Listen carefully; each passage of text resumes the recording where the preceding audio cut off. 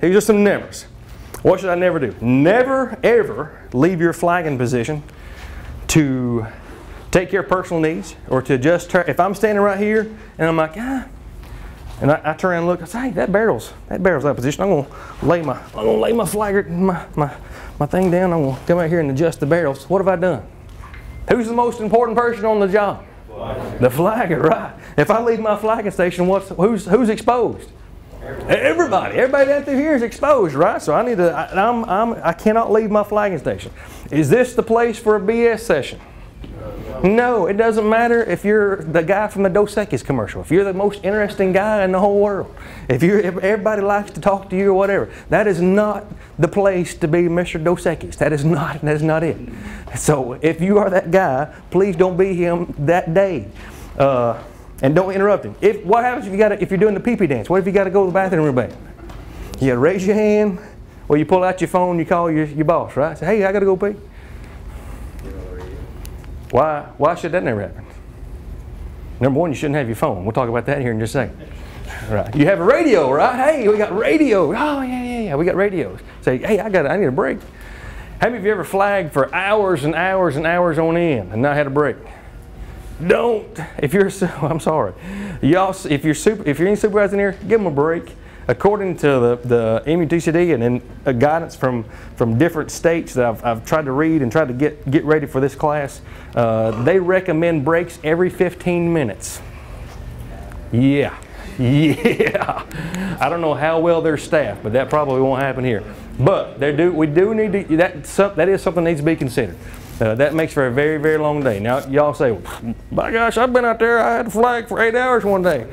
They can handle it. We need to give them breaks, especially on hot days. Other equipment you think about, make sure like sunscreen, water and stuff like that, things you gotta think about. Not chairs, not buckets, none of that stuff to bring out there, but different things like that. So those are things to think about. Those are some nevers. So never turn your back I say never turn your back to open traffic. If you're facing this way, is your back going to be to traffic? At some point it is, right? The manual says that, but here's what I say. You can do your best to keep an eye on traffic, but you need to keep your head on a swivel. You need to be aware of what's going on. If I'm trying to stop traffic this way, if traffic is still traveling this way, how fast is this traffic coming? If they've not stopped. If they don't recognize that I'm standing here, they may be coming full speed, right?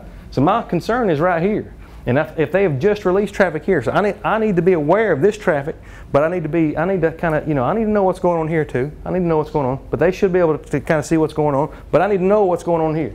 Because that's why flagging is so important. There's a lot of things going on. You got to be able to multitask. You got to be able to see what's going on. There's a lot of things going on, and you're very, very, very important. It is not unheard of for some knucklehead to be driving in this lane of traffic and then just pick out and they pull over and pull in this lane. People do stupid stuff. They do some crazy, crazy stuff. So you got to be aware of these things and be thinking about stuff.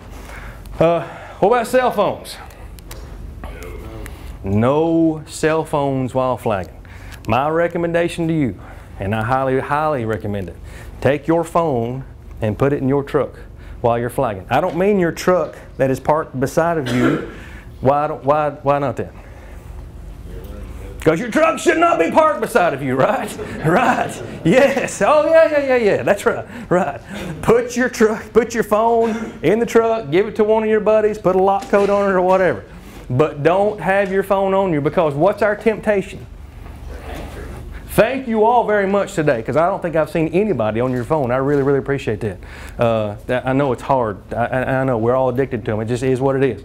It's just a way of life. It's business. I mean, it's stuff. It is what it is. It's what we do.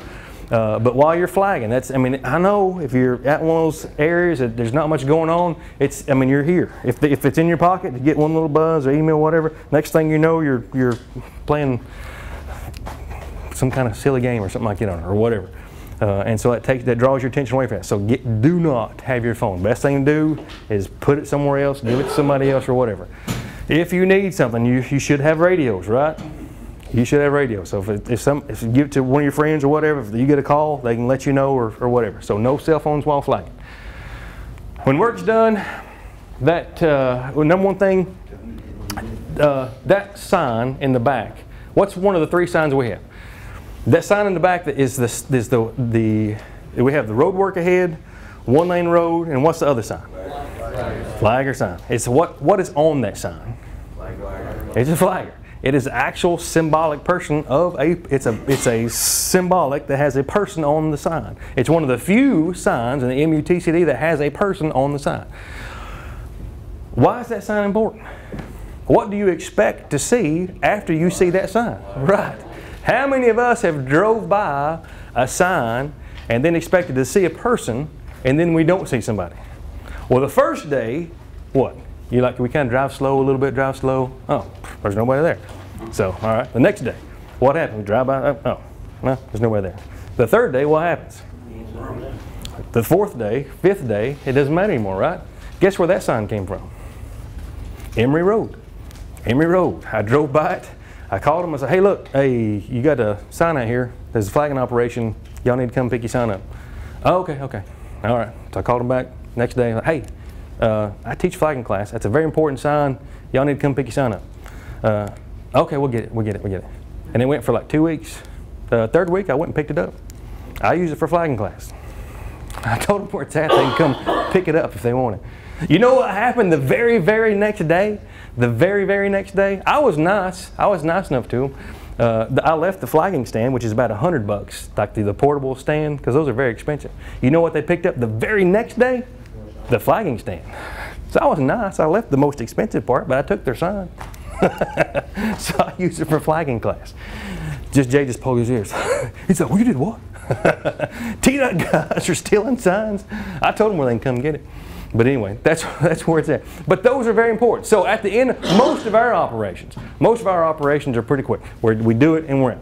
But a lot of utilities, they'll have operations that are over that are like extended periods of time. So they're there for 2 or 3 weeks at a time, and they get complacent. Most of our stuff, we're in and out. So it's more of a rarity that we would be in one location for extended days on end. But in any case, when we're done with the sign, we can take them down. Turn the flagger ahead 90 degrees. Does anybody drive motorcycles? All right. If you ride a motorcycle and does anybody watch The Walking Dead? The Walking Dead? All right.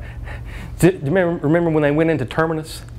You remember when they went into Terminus? You remember when they had the street signs and they were chopping up zombies with the street signs? Now, if you're driving a motorcycle or chopping up zombies, if you're driving down a road that's 40 miles an hour and there's a sign turned sideways and you're putting out your arm like that and you go by that sign, who's going to win? Your arm or the sign? The sign is going to win every single time. I do not like turning them 90 degrees. I hate that. So just lay them down. If we happen to be there, just lay them down on the side. I don't like the 90 degrees or covered up. That's the main thing. I want to make sure that sign is covered up, because when they see that sign, they expect for somebody, not body, but somebody, some person to be there. That's it. Any questions on flagging procedures, escape routes, all that stuff, because we're fixing to take a quiz. You all are fixing to take a quiz.